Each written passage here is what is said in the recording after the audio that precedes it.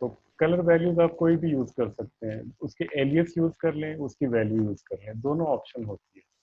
अगर आपने कोई कस्टम कलर यूज करना है तो फिर उसकी वो वैल्यूज होगी डेसिमल में या हेक्साडेसिमल में, तो उसको आप निकाल सकते हैं।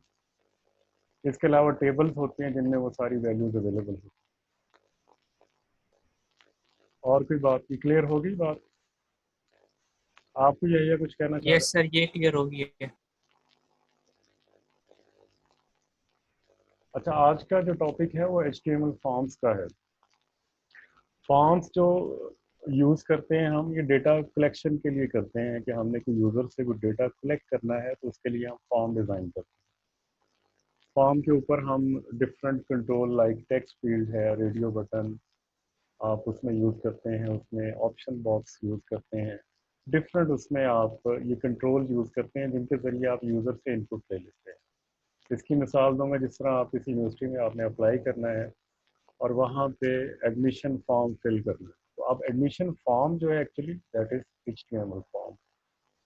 तो उसमें आप अपना फर्स्ट नेम, सेकंड नेम, आपका जो क्रेडेंशियल्स है, एजुकेशनल क्रेडेंशियल, आपकी लास्ट डिग्री, आपकी date of birth, phone number, email address, ये सारा जो डेटा है आप उसमें इनपुट करते हैं। और जब आप सबमिट के बटन पे क्लिक करते हैं तो वो डेटा सर्वर पे पोस्ट हो जाता है। तो अब इसमें ये जो HTML फॉर्म्स जो हैं, इसमें ये सारे कंट्रोल्स जो होते हैं like text field, buttons, radio buttons, ये सारे कुछ हम HTML फॉर्म में डिज़ाइन करते हैं।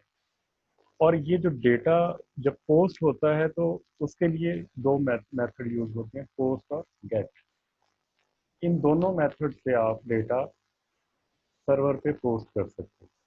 जब आप किसी भी मेथड से डेटा पोस्ट करते हैं तो उसके अगेंस्ट एक एक्शन होता है। एक्शन में उस फाइल का नाम होता है कि जब आप सबमिट का बटन प्रेस करेंगे तो ये जो फाइल है ये एग्जीक्यूट होगी। इसमें जो भी कोड होगा डॉट PHP में, मिड टर्म के बाद हम PHP को डिस्कस करेंगे। तो PHP में आपका जो डेटाबेस के साथ लिंक जो है वो PHP फाइल में बनता है। तो PHP फाइल आपके इस फॉर्म को लिंक कर देगी विद द डेटाबेस, और डेटाबेस में ये सारी वैल्यूज रिकॉर्ड हो जाएगी, और फिर उसको आप फर्दर प्रोसेसिंग के लिए यूज़ कर सकते हैं। तो ये तो, और जब भी आपने फॉर्म डिज़ाइन करना है तो जितने भी कंट्रोल्स होते हैं फॉर्म के, बटन वगैरह, आपके टेक्स्ट फील्ड वगैरह, ये सारे इन दो टैग्स में होते हैं, form opening tag and closing tag. और जब आप फॉर्म का ओपनिंग टैग शुरू करेंगे तो उसमें ये नेम एट्रीब्यूट रखेंगे माई फॉर्म, और ये यूज़ होगा नेक्स्ट, हम डिस्कस करेंगे। फिर इसमें ये मेथड पोस्ट या गेट होगा, और एक्शन उस फाइल का नाम होगा जिसमें क्यूरीज होंगी, जिसके ज़रिए डेटा आपका आगे सर्वर पे पोस्ट होगा। तो इसमें जो इनपुट लेते हैं इसके लिए नंबर ऑफ कंट्रोल्स हैं, like single line text input field लेनी है तो इनपुट टाइप टेक्स्ट। तो इसमें ये इनपुट जो है ये एलिमेंट नेम है, टाइप इसका एट्रीब्यूट है। तो आप इसका जो भी आप यहाँ पे कंट्रोल रखेंगे उसका नेम ज़रूर होगा, नेम, फर्स्ट नेम, और यही जो नेम है फिर फर्दर यूज़ होगा प्रोसेसिंग के लिए। और अगर आपने कोई इसकी वैल्यू रखनी है, this is a text field, ये आप रख सकते हैं।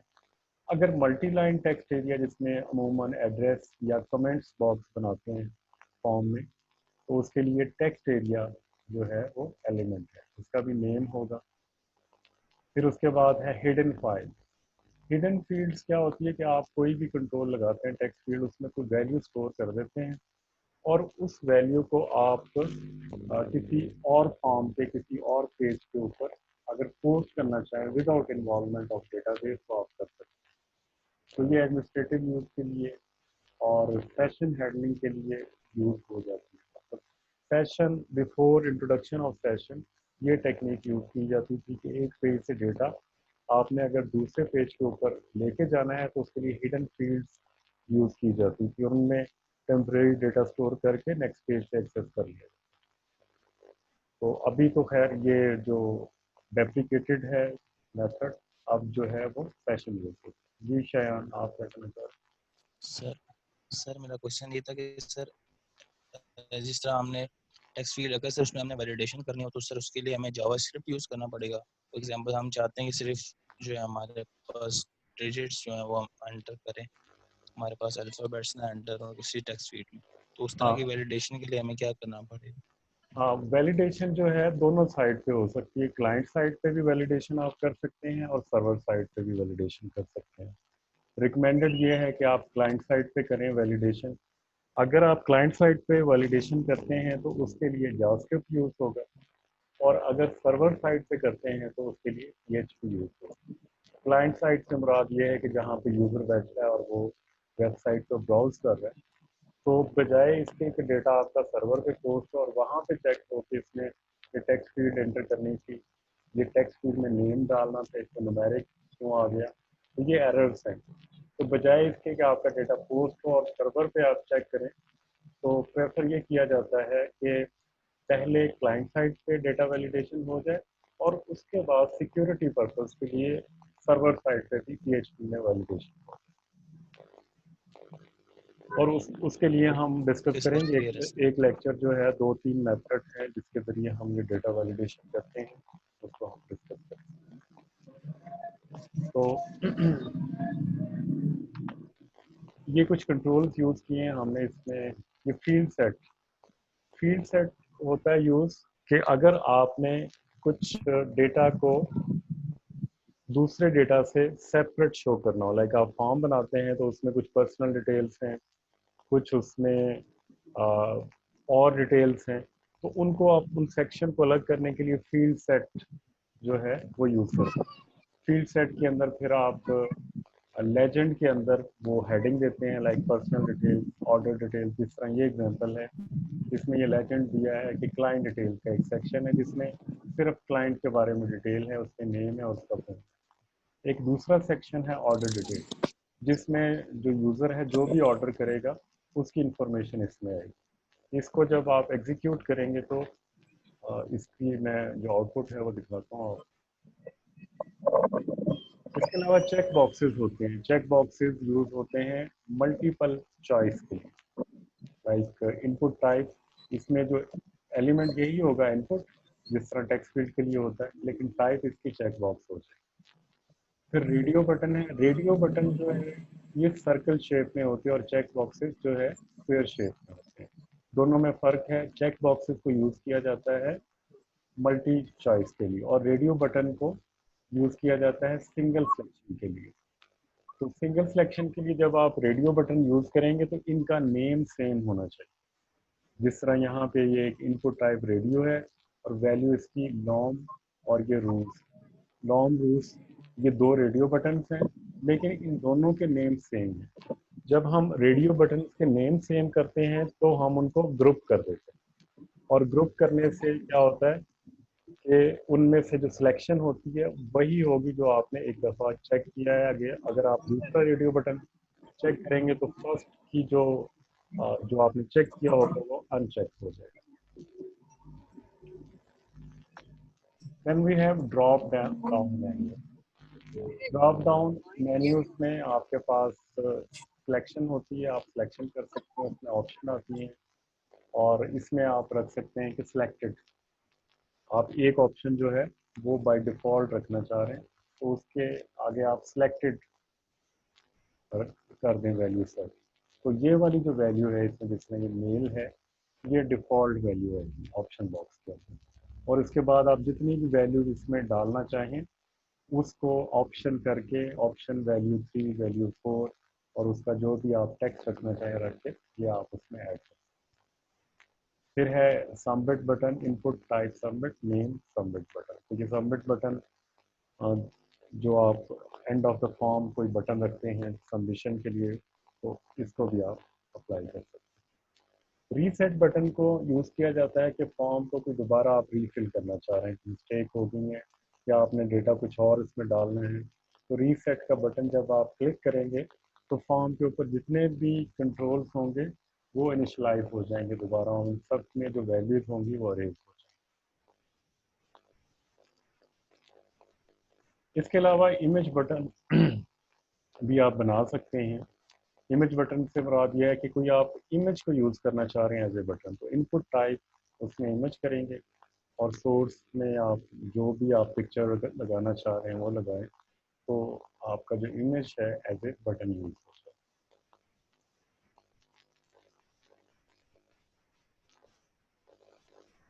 इसके अलावा पासवर्ड इनपुट अगर आपने करनी है तो उसकी जो इनपुट टाइप है वो पासवर्ड कर दें। मल्टीपल सिलेक्शन, पहले था आपके पास ड्रॉप डाउन मेन्यू में सिर्फ एक सिलेक्शन होती है, लेकिन अगर आपने मल्टीपल सिलेक्ट जो सिलेक्शन करनी है तो उसके लिए आपने क्या करना है, सिलेक्ट ही यूज होगा।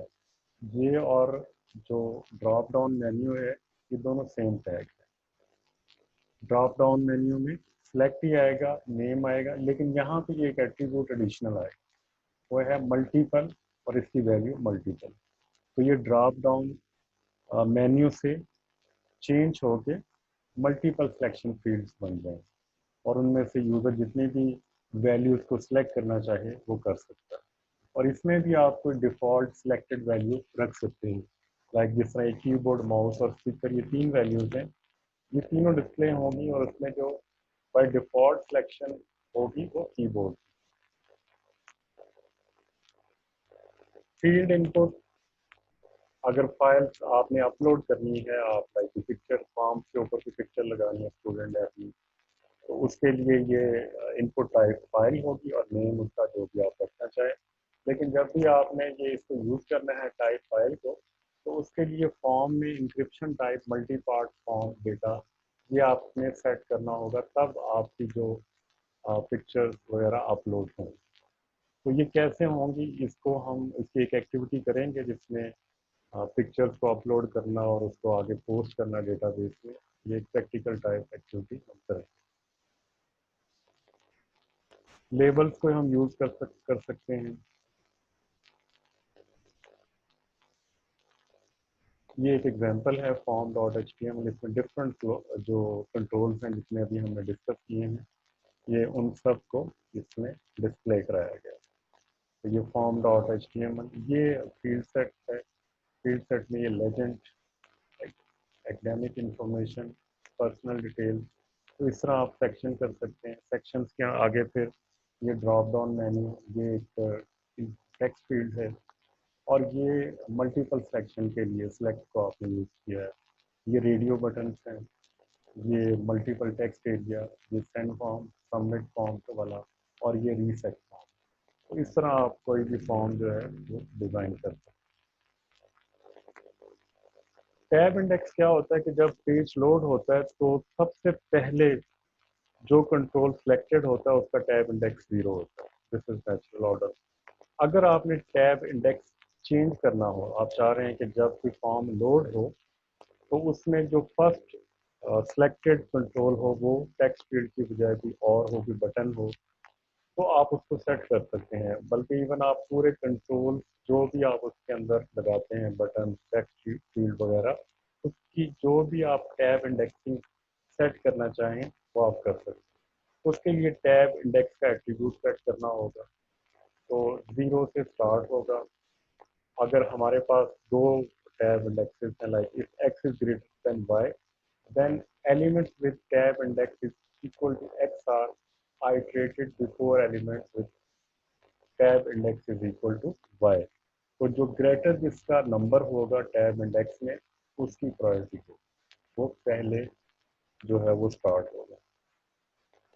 ऐसे एलिमेंट जिनके साथ आप नेगेटिव टैब इंडेक्स देंगे वो स्किप कर जाएगा। तो इस तरह आप टैब इंडेक्सिंग भी कर सकते हैं। नेक्स्ट है फ्रेम्स। जिस तरह यहाँ पे आप देख रहे हैं, ये लेफ्ट फ्रेम है, ये राइट फ्रेम है, ये टॉप। ये क्या है, ये लॉजिकल डिविजनिंग है किसी भी वेबसाइट। आप चाह रहे हैं कि आपकी जो ऊपर जो टॉप फ्रेम है इसके ऊपर नेविगेशन बार है, जिसमें home button, about us button, different जो बटन्स हैं या डिफरेंट मेन्यूज हैं, उसके लिए आपने एक टॉप फ्रेम रख दिया। या टॉप फ्रेम के अंदर आप चाह रहे हैं कि कोई हेडर आ जाए, कोई इमेज डिस्प्ले हो जाए, तो उसके लिए आपने ये टॉप फ्रेम रिजर्व कर। लेफ्ट फ्रेम में आपने कोई कंटेंट रख दिया, राइट में कुछ और क्लासिफाइड प्रोडक्ट वो रख दी। इस तरह आप नंबर ऑफ कॉलम्स, जिस तरह ये एक राइट कॉलम है, ये लेफ्ट कॉलम, और ये एक रो है, यानी ये 2 रोज हैं इस वेबसाइट के फर्स्ट पेज में। 2 रोज हैं और सेकंड रोज के अंदर 2 कॉलम्स।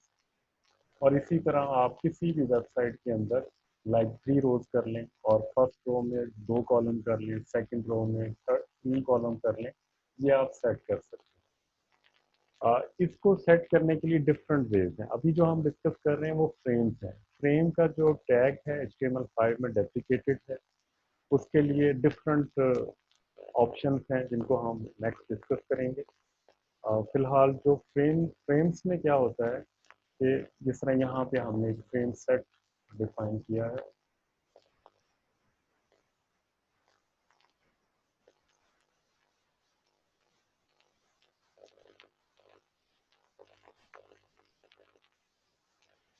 तो इसमें फ्रेम सेट में आपने जो कॉलम्स हैं 180 पिक्सल, और इसमें जो सेंटर वाला कॉलम होगा वो 180 लेफ्ट से और राइट से 150 पिक्सल जब वो ऑक्यूपाई कर लेगा, और उसके बाद में जितने भी रिमेनिंग पिक्सल्स होंगे वो सेंटर वाले कॉलम का बन जाएंगे। और फिर आपने यहाँ पे डिफाइन कर दिया कि जो लेफ्ट वाला ये वाला एरिया होगा उसमें लेफ्ट डॉट HTML एक आपने अलग से पेज डिज़ाइन किया है, लेफ्ट डॉट HTML इसमें डिस्प्ले होगा। फिर मिडल डॉट HTML है ये सेंटर में डिस्प्ले होगा, राइट डॉट HTML राइट में डिस्प्ले होगा। तो इस तरह आप डिफरेंट जो सेक्शंस हैं वो बना सकते हैं और उनके अंदर अपनी मर्जी का जो कंटेंट है वो डिस्प्ले हुआ। इनलाइन फ्रेम्स, अगर आपने अपने वेब पेज के अंदर कोई वेबसाइट का जो कंटेंट है वो डिस्प्ले कराना हो तो उसके लिए आई फ्रेम यूज होता है। लाइक आपने एक बॉक्स बनाया, उसका नाम ये आई फ्रेम का जो एलिमेंट है उसमें एक नेम रखा उसका, तो उसकी विड्थ और हाइट आपने सेट कर दी, और जो वेबसाइट आपने शो करनी है उसका एड्रेस SRC में दे दिया, और उसको फ्रेम करना है या नहीं करना, उसका जो बॉर्डर आएगा या नहीं आएगा वो यहाँ पे आपने अप्लाई कर, और स्क्रॉलिंग यस कर दी। तो ये आज का लेक्चर था जिसमें हमने HTML फॉर्म्स को डिस्कस किया और उसमें HTML के जो फ्रेम सेट को डिस्कस किया। इस बारे में क्वेश्चन हैं तो बताएं।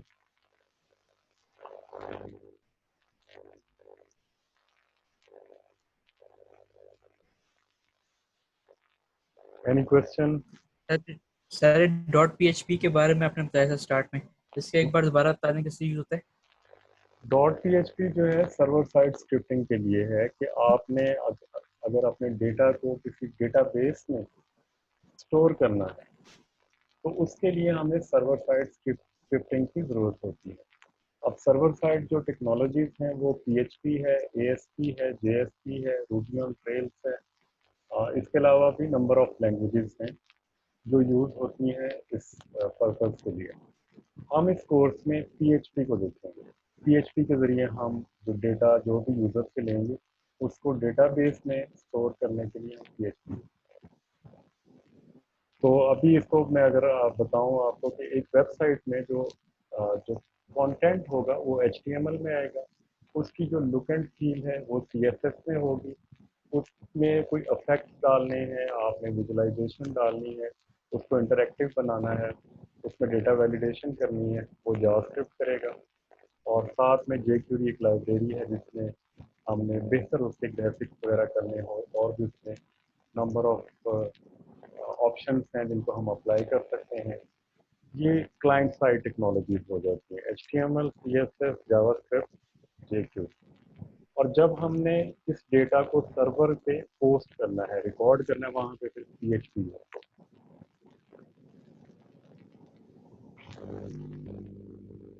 और कोई क्वेश्चन?